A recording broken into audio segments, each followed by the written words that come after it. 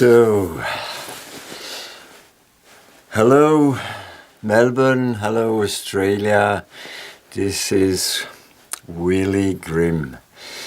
Of course, winter time looks completely different than down under. I would like to share my story with you, my didgeridoo story, how I really came to the didgeridoo long way ago. It was around 1958 when I discovered my love for deep notes in music on one side, and on the other side my passion to explore caves. An explanation from an astrological point of view made sense to me. Born without any earth sign, I tried to ground myself really in the ground and in virtually penetrating Mother Earth as a cave explorer. It helped not to be lost completely in the ethereal, airy takeoff. Concerning caves, I was particularly fascinated by Stone Age people, how they lived and what works of art they left clearly visible on the rock and cave walls up to our time. In 1966, I read a newspaper report that in an Australian desert area, during an emergency landing, a bush pilot sighted and contacted black natives who had not yet been in contact with white Australians. The caption read, "They are still living like our ancestors, the Neanderthals, 30 to 50,000 years ago." Wow, that was my starting point to go there and meet these ancient people. An adventure begins and takes its course. Australia was not yet an offer on the tourist market. The Australian government, however, was looking for migrants to help transforming this continent to, I guess, a second America, with a commitment to stay at least 2 years. A bonus to the enormous travel costs were granted, let's say 500 Swiss francs. This still left a big deal to pay the remaining 3,000 Swiss francs, to pay out of my pocket for this single ticket burn to Melbourne. It was March 1968 when the vessel Galileo Galileo docked into Melbourne harbour after 27 days on sea. I was one of the 2,800 passengers migrating from Europe to your country, Australia, and I was 22 years of age. My interest was getting to know the fifth continent and maybe meet finally some Stone Age people, of whom I have heard of. However, the last undertaking, it seems that I started on the wrong end, down in Melbourne and not up in Arnhem Land. Yet, it proved me right after only 1 week. It was a Saturday night, walking along Beaumaris Beach with the idea to have a dinner in the first restaurant I come across. Well, it happened to be a place called the Didjeridu. After the meal was served, a white musician appeared and played the strangest and most touching sounds I ever experienced. With my little knowledge of English, I tried to get as much information as possible on this hollow wooden log. Johnny Ditch Matthews was the man pulling the didgeridoo and soon became my first teacher. He spent several years touring Aboriginal Australia, filming and getting to know some of their culture, e.g. the didgeridoo. On the roads, he earned some extra money as one of the first baskers.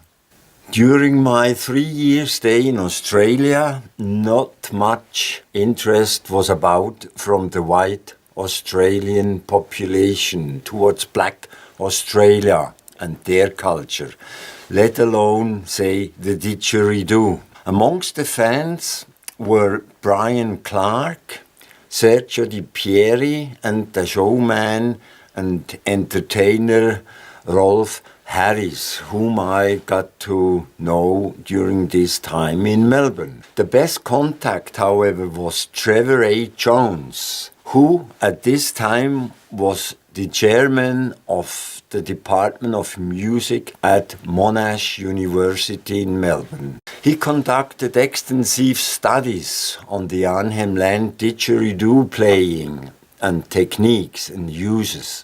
In 1963, he issued the record The Art of the Didgeridoo, using recording material by Lester and Betty Hyatt in 1960.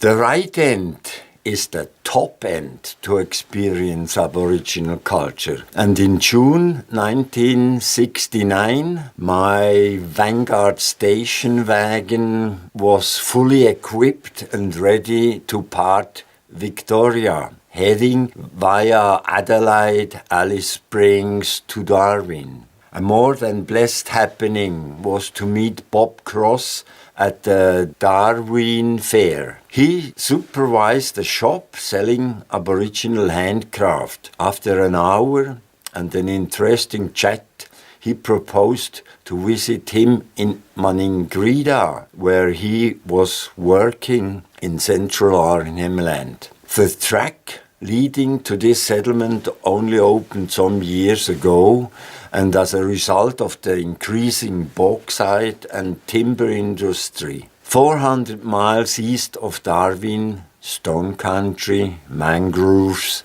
and Aboriginal culture alive. For 2 weeks I observed and was amazed.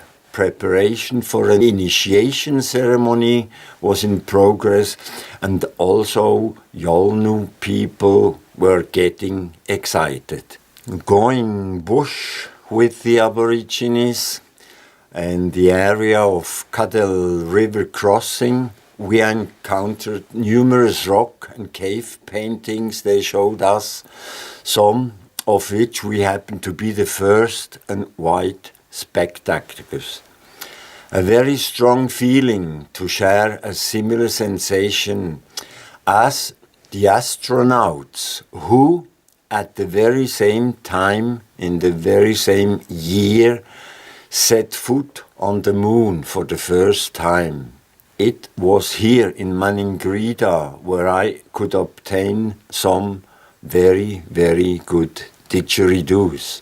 The Maningrida settlement, formed in 1957, was a trade and business control centre for tribes between the Liverpool and Blyth River area on the coast of central Arnhem Land, which happens to be my year of birth. The Australian government arranged an expedition in collaboration with the National Geographic Society of America.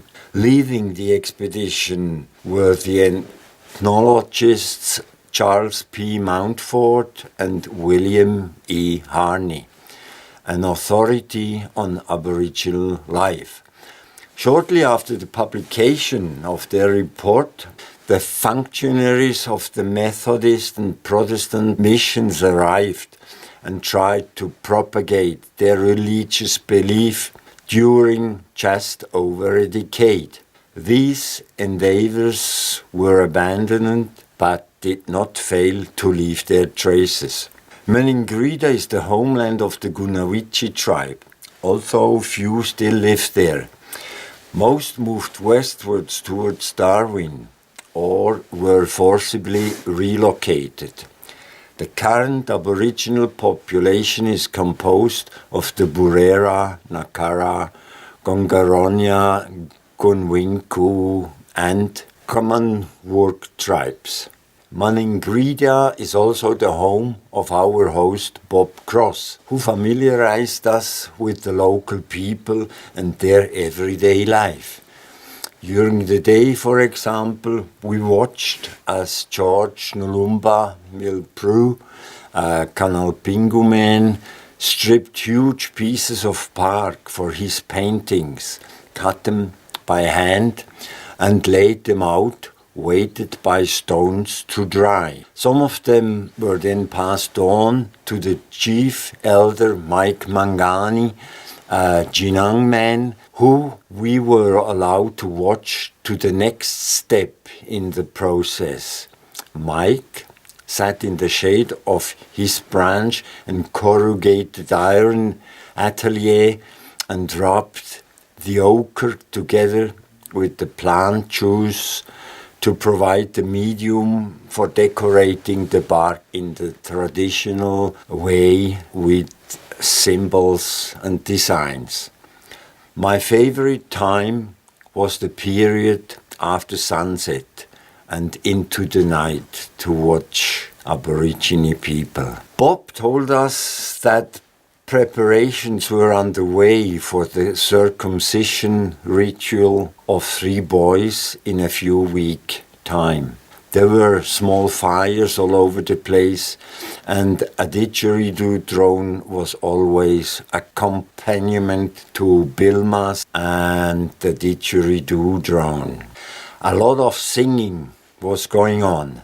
Dust rose from the ground by the stamping feet of the dancers, and the air was impregnated with conversations, chit-chat, and hearty laughter. With the dawning night, dark bodies merged into the dusk, and in the faint glow of the fires, only eyes, teeth, and white body paint was to be discerned. It was an impressive experience for me to encounter the didgeridoo in this traditional and ritual context.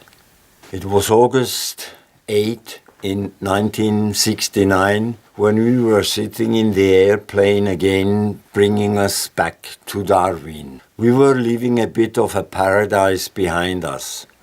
So there they were, these Stone Age people of our millennium, and how blessed I felt for the opportunity to have met them.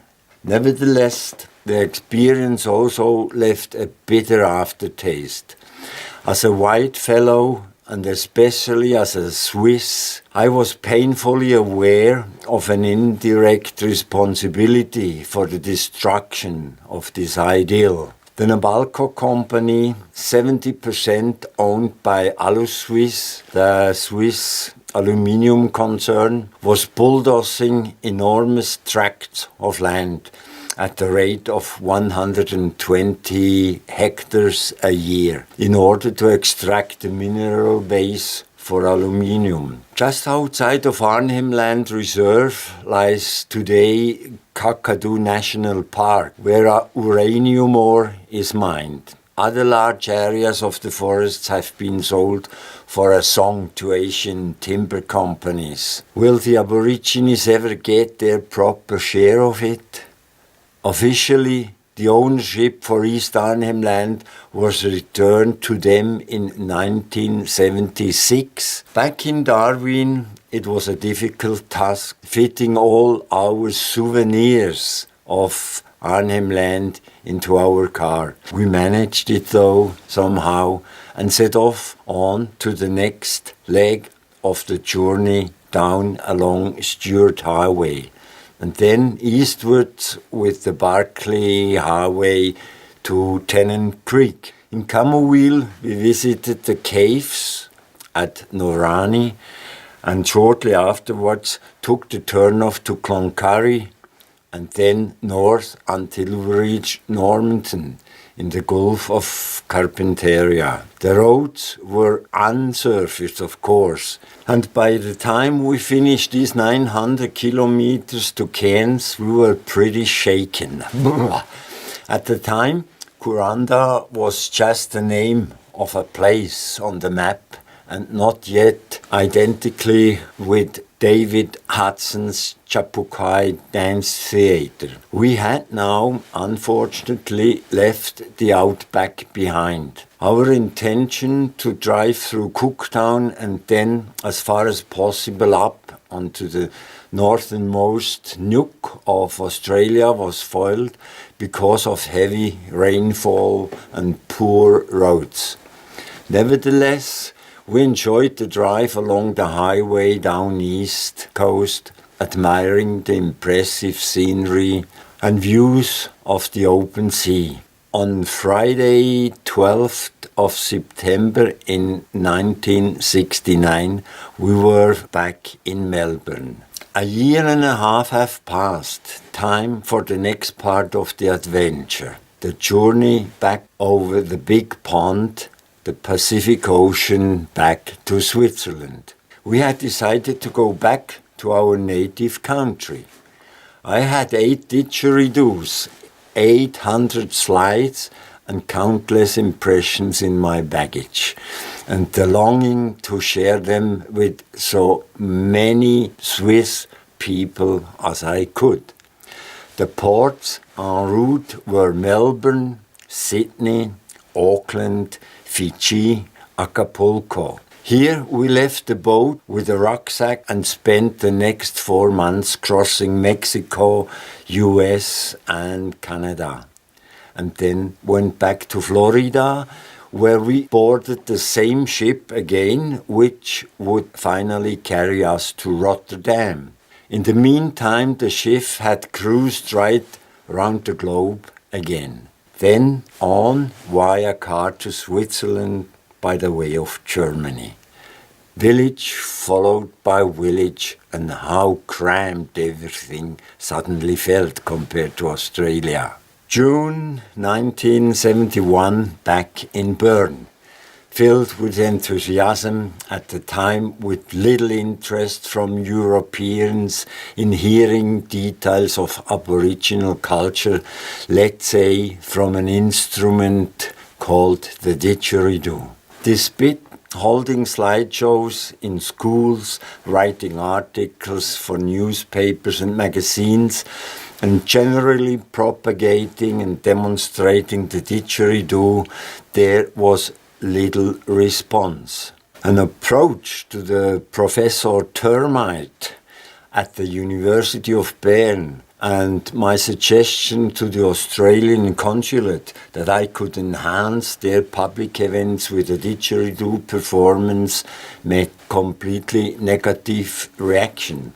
Well, how could I have been otherwise, with the attitude of the Australian government at that time towards Black Australia? I missed the sessions with Johnny Ditch Matthew, my mentor, listening and feasting in his pulsing rhythms. A stranger in my own hometown, a wanderer between two worlds. It was only 10 years later that the scene started to change a bit. The world was shrinking and exchanges were starting between north and south, east and west.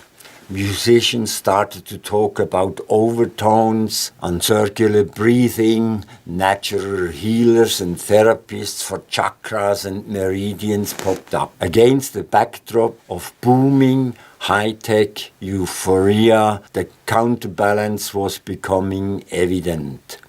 Less is more, back to nature, etc. By 1981, new musical paths had been forged by names like Lamonte Young, Terry Riley, and suddenly there was place for a didgeridoo. The ancient Australian inhabitants also have a large range of names for this instrument.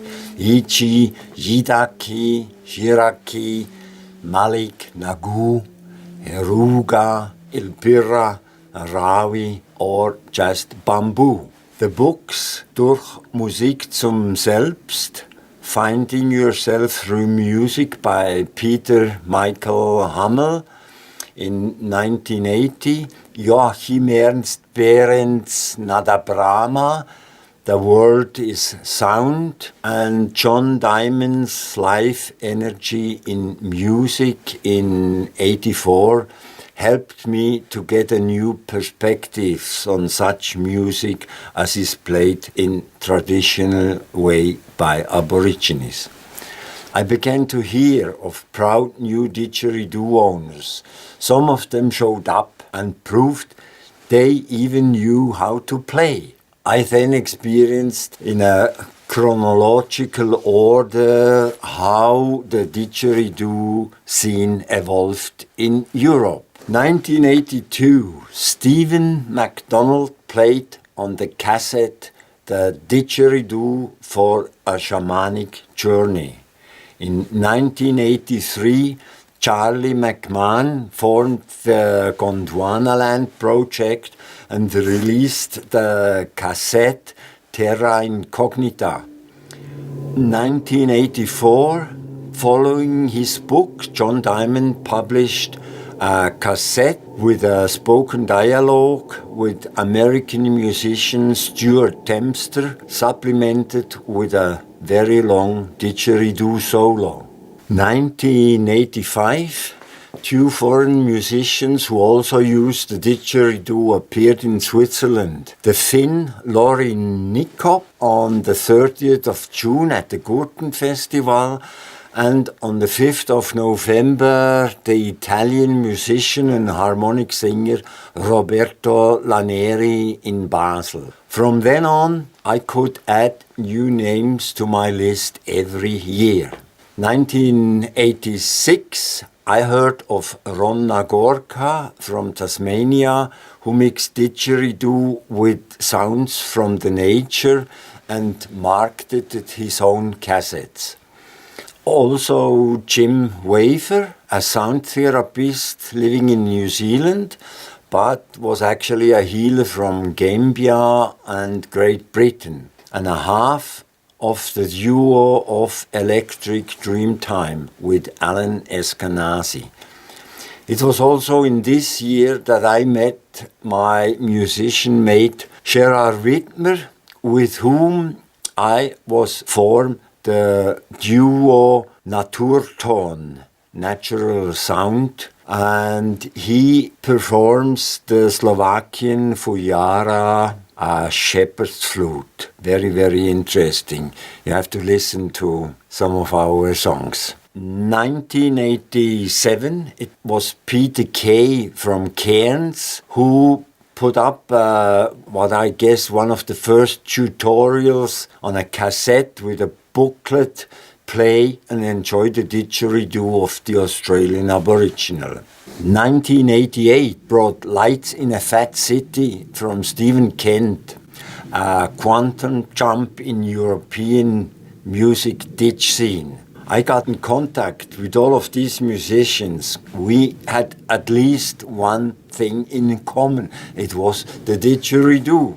With so much new energy and growing interest, also at closer quarters, I organized the first Swiss didgeridoo gathering in Bern, attended by 20 people. About a third of them had a didgeridoo and played. By chance, a cassette of the Swiss musician Karl Henke came into my hands, upon which I heard a very, very special didgeridoo. When I contacted him, I found out that he mixed the sound from a sound sampler without actually knowing what the didgeridoo was all about.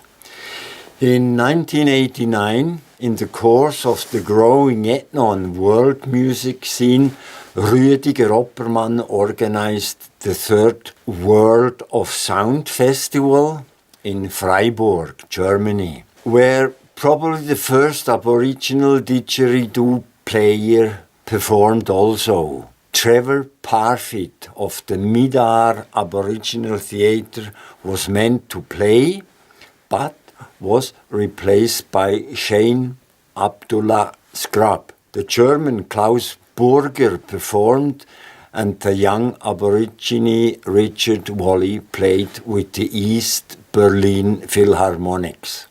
In 1990, it was David Hudson who performed in Bern with his Chakpukai Dance Theatre. And I met Kutira Dekos there from Hawaii. She was Swiss-born and was the first female didgeridoo player I had ever encountered.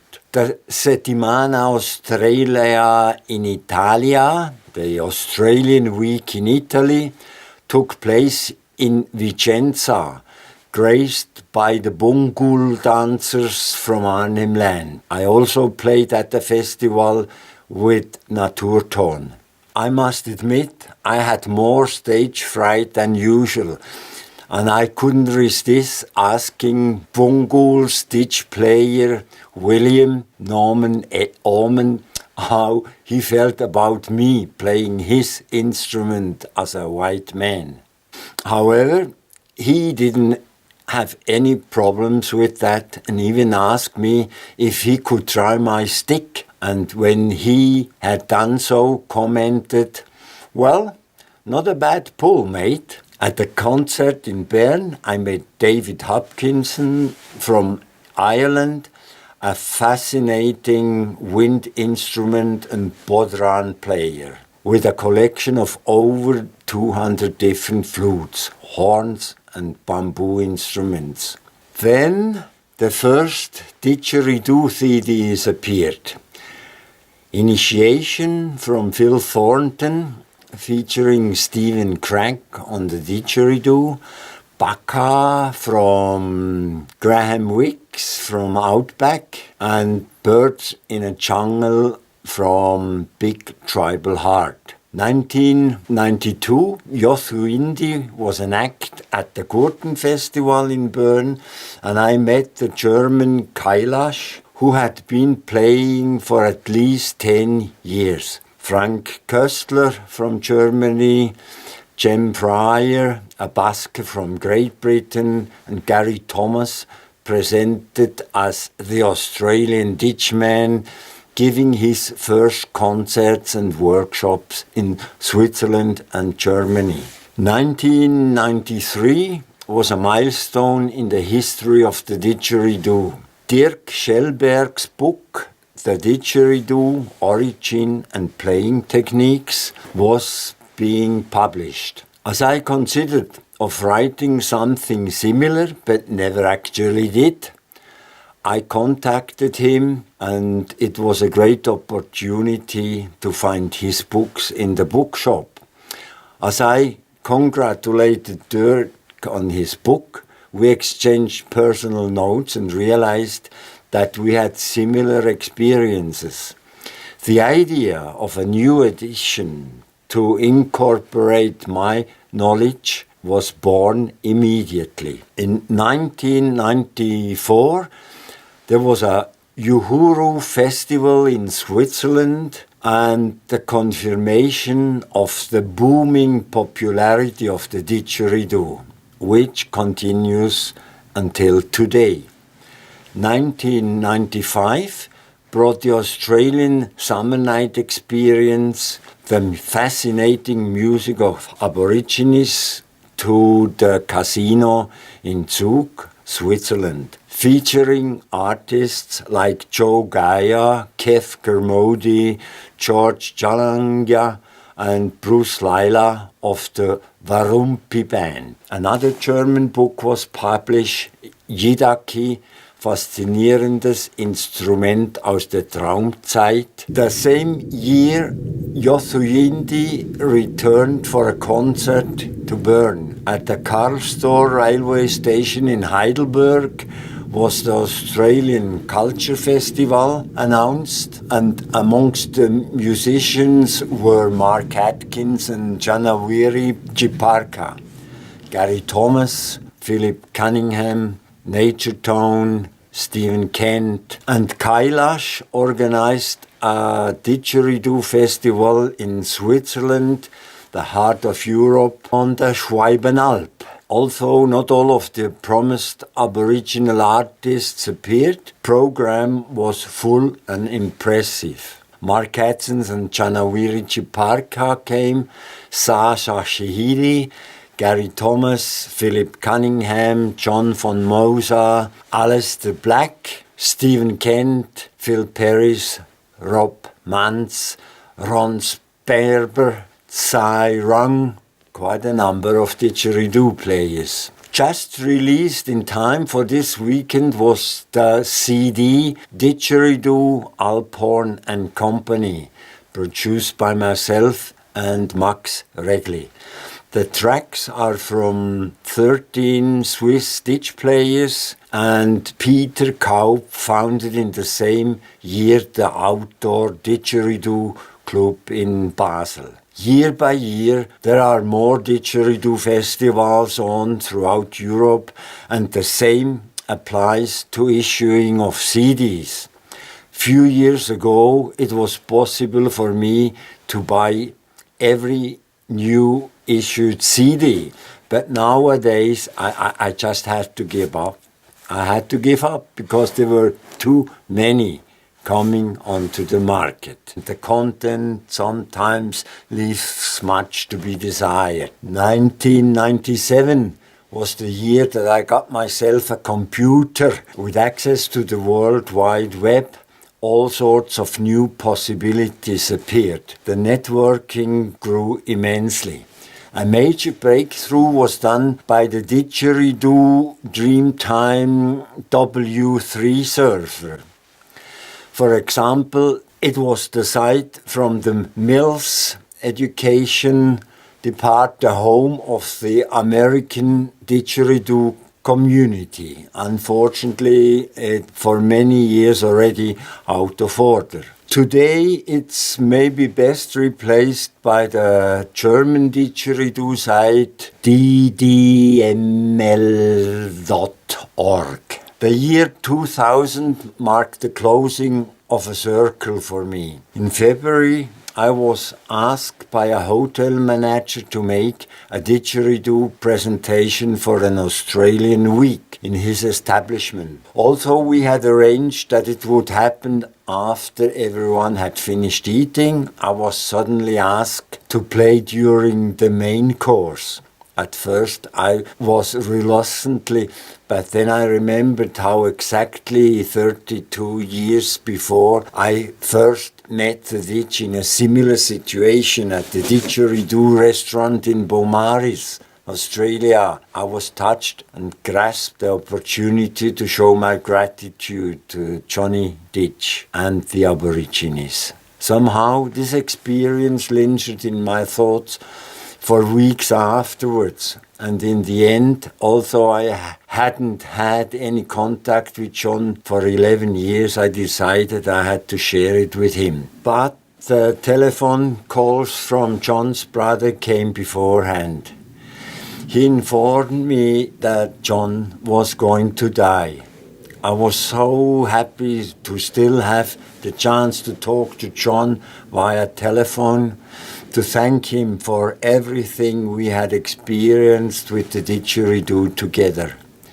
I was amazed how, and even in his difficult times, John showed a great reverence and love towards his past and future life. He was calm, fulfilled and ready to move on, revealing the last curtain. 2 days later, John died. Even today, 2020, I'm in contact with his brother Dave and his 2 children, Gaia and Osborne. So, that's it. But now it seems you are also part of the Didgeridoo story. I am happy to get any feedback or additional input. It would also be great if a similar chronology could be created for other countries. Any offers? It would be a way to completely document the proliferation and development in the international Didge scene. This was partially achieved for the European Didge scene as David Lindner published his book Dreamtime. Well, quite a long story, isn't it? And in the meantime, got very cold. I think to continue and finish my part, let's go inside.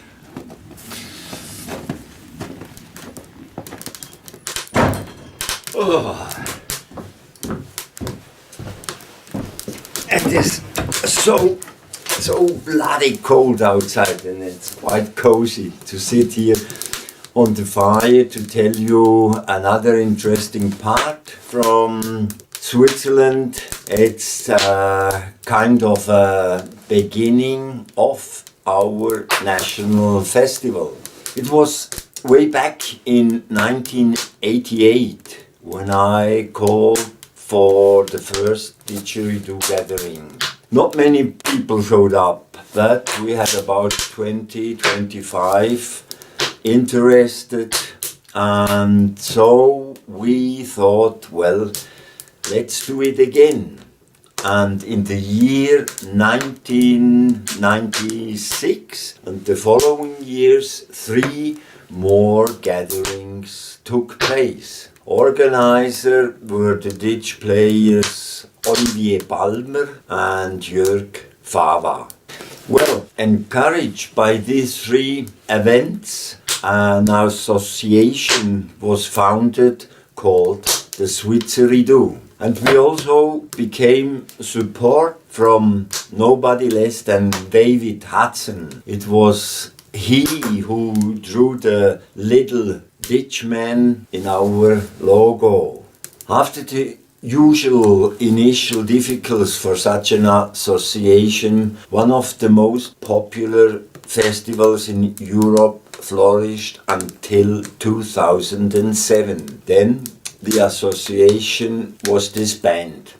Didjeridu was not held in 2008. However, in 2009 there was an event replacing the Didjeridu called the Didge Weekend. And then another 4 years of a break, and in 2014 I was calling Roman Bus and asked him, well, why don't we give the Didjeridu a revival? And so he came. The venue was the workshop house in Bern, a place where some Didge professionals performed solo concerts before, such as Mark Atkins, Tom Fronza from Germany, Andris Michael from Czech Republic, Dubravko Lapin from Croatia, and Bruce Rogers. The festival was set for 2 days and was successfully carried out over the last 6 years. Then Covid came, that blasty little thingamabob. And how it will go on with the Didjeridu Festival, it is written in the stars. Bye bye, folks. Have a good time.